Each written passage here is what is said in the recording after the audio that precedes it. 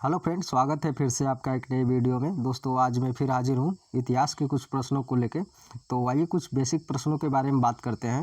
देखिए, पहला प्रश्न है, मानव का प्रथम पालतू पशु है। यहाँ पे आपका ऑप्शन बी सही हो जाता है। देखिए, मानव का प्रथम पालतू पशु कुत्ता था। तो आइए अगला देखते हैं। तो अब बात करते हैं, पाषाण काल को कितने भागों में बांटा गया है। देखिए, यहाँ पे आपका ऑप्शन बी सही हो जाता है। 3 भागों में बांटा गया है, जैसे कि पूरा पाषाण काल, मध्य पाषाण काल और नव पाषाण काल। तो आइए अगला देखते हैं।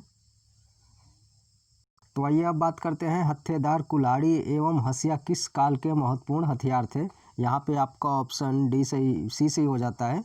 नव पाषाण काल के ये महत्वपूर्ण हथियार थे। तो आइए अगला देखते हैं। आइए अब बात करते हैं, धातु काल किसे कहा गया। यहाँ पे आपका ऑप्शन बी सही हो जाता है, ताम्र युग को। देखिए, नव पाषाण का अंत होते होते धातुओं का इस्तेमाल शुरू हो गया था और सबसे पहले तांबे का प्रयोग किया गया। तो आइए अगला देखते हैं। तो आइए बात करते हैं, विश्व की प्राचीन नगर सभ्यताओं का विकास हुआ।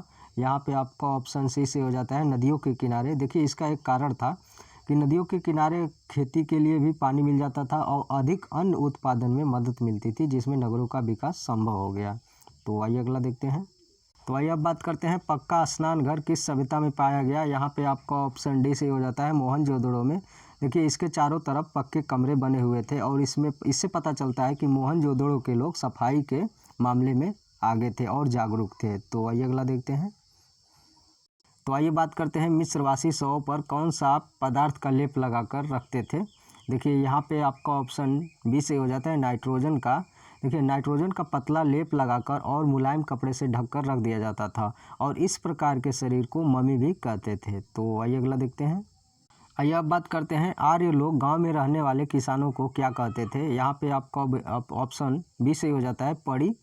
देखिए, आर्यों और पड़ियों के बीच में अक्सर लड़ाई होती रहती थी। आर्य लोग इन्हें दस्यु भी कहते थे। तो आइए अगला देखते हैं। तो आइए अब बात करते हैं, लौह युग की शुरुआत कब हुई। यहाँ पे आपका ऑप्शन बी से हो जाता है, वैदिक काल में।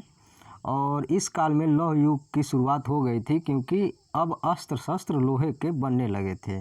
तो आइए अगला देखते हैं। तो आइए अब बात करते हैं, सबसे पहले कपास पैदा करने का श्रेय किस सभ्यता के लोगों को दिया जाता है। देखिए, यहाँ पे आपका ऑप्शन ए से हो जाता है, सिंधु सभ्यता के लोगों को, क्योंकि देखिए, सिंधु सभ्यता के लोग ज़्यादातर सूती कपड़ों का प्रयोग किया करते थे। तो आइए अगला देखते हैं।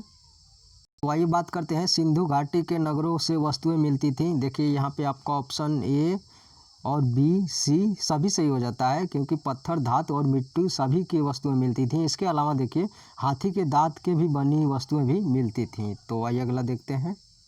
तो आइए अब बात करते हैं, सिंधु घाटी के शहरों की इमारतों का आकार कैसा था। यहाँ पे आपका ऑप्शन बी से हो जाएगा, आयताकार।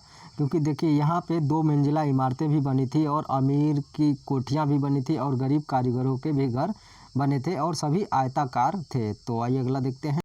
तो आइए अब बात करते हैं, सिंधु घाटी सभ्यता के रोपड़ नामक जगह किस राज्य में स्थित है। देखिए, यहाँ पे आपका ऑप्शन डी से हो जाता है, पंजाब में स्थित है। और कालीबंगा भारत के राजस्थान में स्थित है। और वहीं पे आपको बता दें कि लोथल नामक जगह भारत के गुजरात में स्थित है। तो आइए अगला देखते हैं।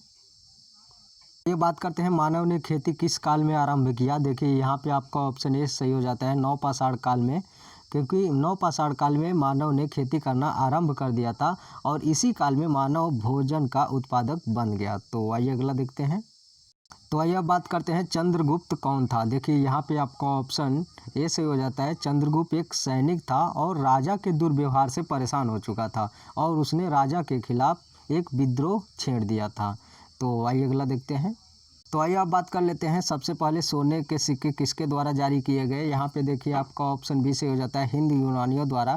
क्योंकि देखिए, भारत के जो हिंद यूनानी वो कुषाण सोना चांदी को पिघलाकर सिक्के बनाने के तरीका हिंद यूनानियों से सीख लिया था। तो आइए अगला देखते हैं। तो आइए अब बात कर लेते हैं, कुषाण काल की कला के 2 प्रमुख केंद्र थे। यहाँ पे आपका ऑप्शन ए से हो जाता है, मथुरा एवं गंधार। देखिए, मथुरा में लाल बलुआ पत्थर और गंधार में स्लेटी पत्थर की मूर्तियाँ भी गढ़ी जाती थीं। तो आइए अगला देखते हैं। तो आइए बात कर लेते हैं, यूनानी औषधि पद्धति के विषय में जानकारी किसने दी। यहाँ पे आपका ऑप्शन सी से हो जाता है, चरक द्वारा दी गई थी। क्योंकि देखिए, चरक के समय कनिष्क के समय चरक नामक एक चिकित्सक हुए थे, जिन्होंने चरक संहिता नामक पुस्तक भी लिखी थी, जिसमें 600 से अधिक औषधियों के बारे में लिखा गया था। तो आइए अगला देखते हैं।